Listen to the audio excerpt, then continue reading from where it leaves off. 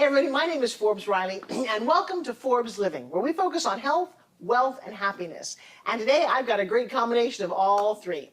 Now there's a phrase that says, beauty is more than skin deep. Well, I'll tell you what, I think my guest could even challenge that. It's good on the inside and good on the outside. They're one of the most beautiful couples I've ever met. Please welcome Ms. Zan Ray and her amazing husband, the one and only Tom Collins. How you guys doing?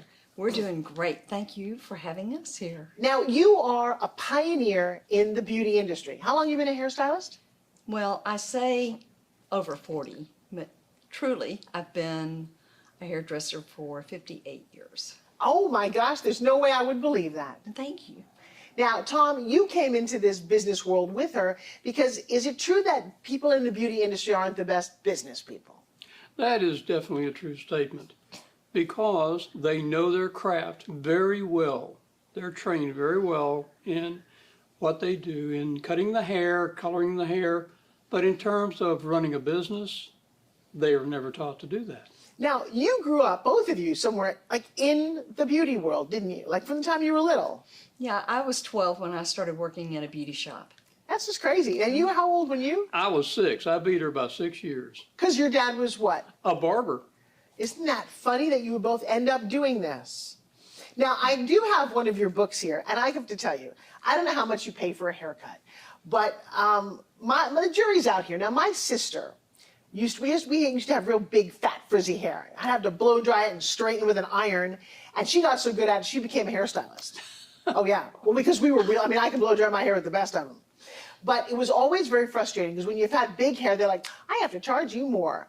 Well, you have a very interesting new book out. Tell me about this book. We wrote this book because out of our classes that we taught, that was the #1 issue that they would raise their hand about. They're scared to raise their prices. The hairdressers in our world, in our industry, and other barbers, whether it's barbers or manicurists or massage therapists, they're all afraid to raise their prices. And we wrote this book to keep it really simple. Well, because I need to let everybody know this, but how much was a haircut for you? I mean, you don't do this much anymore, but at the height of your career, how much were you charging for a haircut? $500. And how much for a color? $500. Tom, was that surprising to you were you part of that to help her raise her prices? I was with her during the time she was raising the prices. She made the determination without essentially my input to raise her prices. And then what happened? Did people love it, hate it? What was the reaction, do you think? The reaction was exactly what she intended. She intended for the number of clients that she was working on to be reduced, i.e. working less hours. Oh. And she was making more money because she had raised her prices. A third thing that she got out of that was she reduced the number of clients that she was taking care of and worked only on the ones that she wanted. Was that a phenomenal thing to have happen? You know, and back in the day, I probably didn't think about a strategy. I would do it just like jump out and raise my prices. But later in my career, I made major quantum leaps. I would increase $50 or $100, and I increased $200 from $300 for this $500. But Tom had come along with me and helped me to create a strategy. Well, let's go back, because I think the question I have is how do you make people very happy when you're cutting their hair? There's always a little bit of a gamble every time I go. When I go to people I know, there's a trust factor. And I did just lose my hairstylist. During COVID, she disappeared. And it's been very, very hard to find somebody so in sync with. So do you find that developing a rapport is the best thing that you can do with your clients? I do think that it's so important for the hairdresser to really listen to what the client is wanting. And we have written a program on the powerful consultation every time, because that's the key to really sit and listen. What are you looking for? And I think that that's missing. Well, that's interesting. So since you've gotten together, how have you affected each other's lives? Oh my goodness. You answer that first. Oh, and then I'll okay, answer. Tom. Go ahead. Well, you know, being with Tom has really been, as I look at it now, he's really everything that I always wanted. And I just kept looking for him in all the wrong places. Well, that all right, so song. let's get real. We're going to share some dirt here. Uh-oh. And we're going to have some fun because not only are you guys amazing in the industry that you're in, but you're also a couple, a thriving couple that works together, but you're a couple that's been married for the second time. Yes. So let's dish some dirt here. All right, Ms. Zan, how many times have you been married? So I've been married 6 times, Uh-huh. and to Tom twice. Wow, she finally did get it right. She did get it right, and I got it right. Really? Because I've been married 5 times. Oh my goodness gracious. 2 times to her. All right, well that's good. So you have to share with everybody, how did that happen? I mean, I know that you both had interesting childhoods. Do you think that that's part of the confusion about finding the wrong person more than one time? Absolutely. Because you're looking for patterns in your own family Right. to look for a spouse. If you don't have concrete examples to go from, to know how to find that right person for you, then it's just like you're fishing and you get whatever you catch. So what was the first time, how old were you when you both first met? When we first met, so that was 20 years ago, so we were We in were our in our- 50s. yeah, early we were in our 50s. early 50s. And then you fell in love, you got married, and then what happened?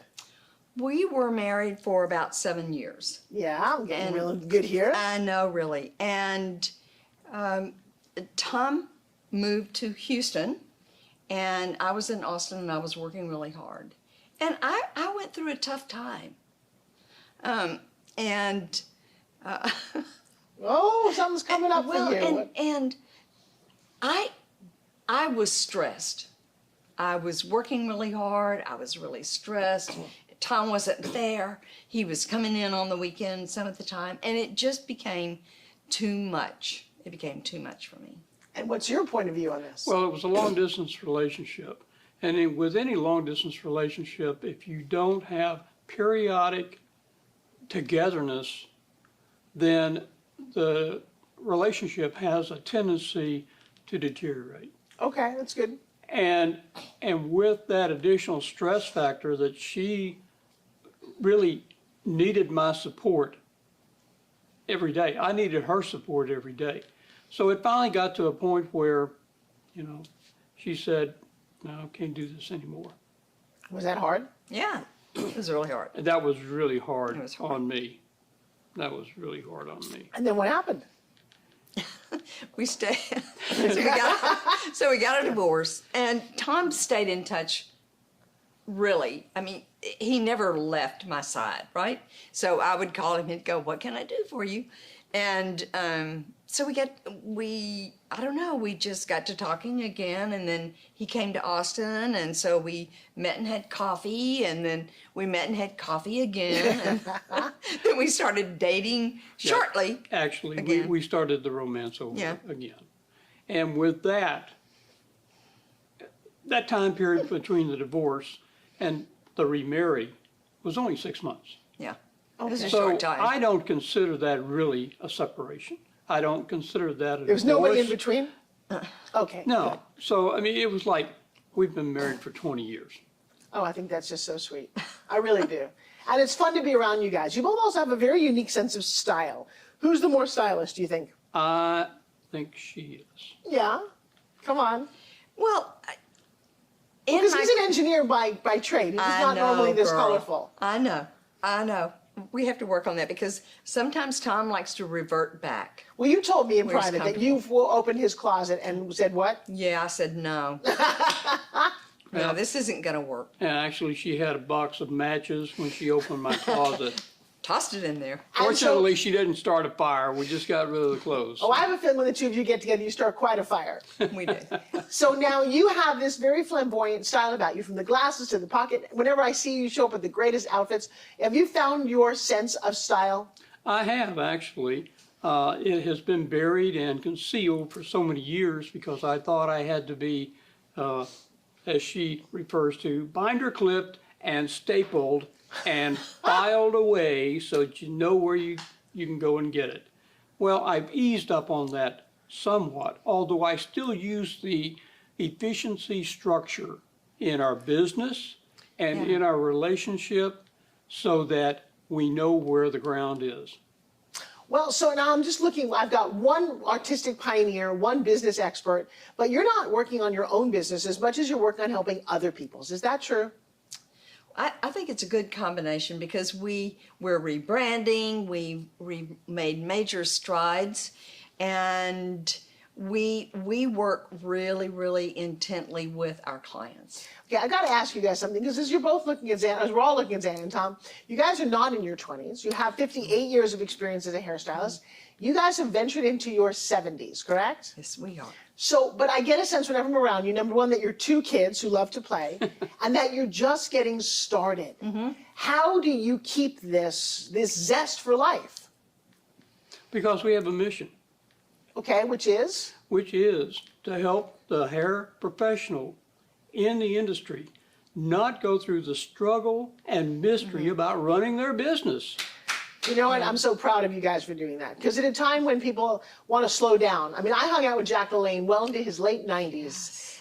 Same with his wife.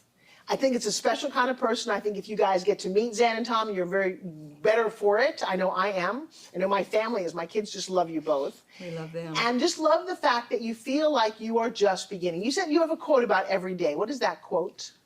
Better with every breath, stronger with every step, bold, intrepid, dedicated, and definitely deliberate. Oh, I can see why you just love him.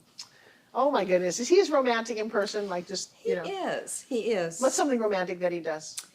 Well, used to when I traveled a whole bunch, he would meet me at the airport with roses. Ooh. And from time to time now I get a beautiful love letter or I'll get a sticky note that says, I love you. He makes me coffee every morning. Special coffee, by the way. Yes, Oh, okay. special. What's special about it? Because it has the froth on top. Oh, you go all out, don't you? It's bulletproof. Oh my goodness. Well, now you also have another part of your life that I just want to share with everybody because you do work together. Yes. And so you are now teaching a workshop, a training on how to be a married couple or a couple that works together, doesn't fight together. Yes. Would you look at my camera over there and talk about that part of what your business is, both of you? During COVID, we moved to a smaller condominium. We downsized. And Tom had just retired, and so we were getting used to being together all the time. And we had to set up a small office within the dining area, and that just threw us right side by side. And we've had enough training with all sorts of professional trainers, and we got to use those cues and lessons and all a part of that training to work together. And we practice loving kindness so much of the time because that's the key. That's the key to it. In our course, we teach communication, we teach clarity, and we teach conflict resolution. Yeah. Because all those are a part of being in a close contact with a business associate, with staff, with your husband, with your wife, with your significant other. Those are all important. Communication and clarity about what you say. And not only that, it's also the tone of the voice that you use. Because that can deliver a message that the person never hears. Well, that's kind of interesting. How do people find out about this training, or how do they get in touch with you at all? Then, They can go to askzantom.com. zantom.com. I like that. That sounds wonderful. All right, any final messages that you would like to share with me or with my audience about the hairdressing industry, about personal relationships, anything at all? The floor is yours. Do you have something you want to say? absolutely, I always have something to say. Being a professional as I am. I am a registered professional engineer. It carries with it a responsibility and a charge to be the very best that you can be in whatever you do. That means continually educating yourself. You can never stop because you're continually evolving. I love that. I think that's brilliant. Any love, mushy message you want to give to Zan in front of me, just to inspire me? She is the crown in my structure. She is the very top of my pyramid. Oh, see, and that is just beautiful. Zan, come on, give it back to him a little bit. Be smushy here. I keep telling him, you are the best of the best. Well, Better ladies and than all the gentlemen, rest. I think you hear it here. Whether you are a salon owner, from the nail salon business to the hair to barbershops to nail techs, or just someone who wants to know how to keep a relationship going, I think learning from the both of you, please grab, is your free ebook available at askzantom.com? Yes. Yeah, I think this is also a great thing that you're going to want to pick up. Scared to raise your prices, guys. How to make more money working less hours with less clients is good no matter what industry that you are in. Thank you both so Thank much for being you. my guests and my dear friends. I love you very, very much. Thank you Thank so you, much. Forbes. We love you. Thank you, thank you. And we will see you back again on the very next episode of Forbes Living. Thanks for watching.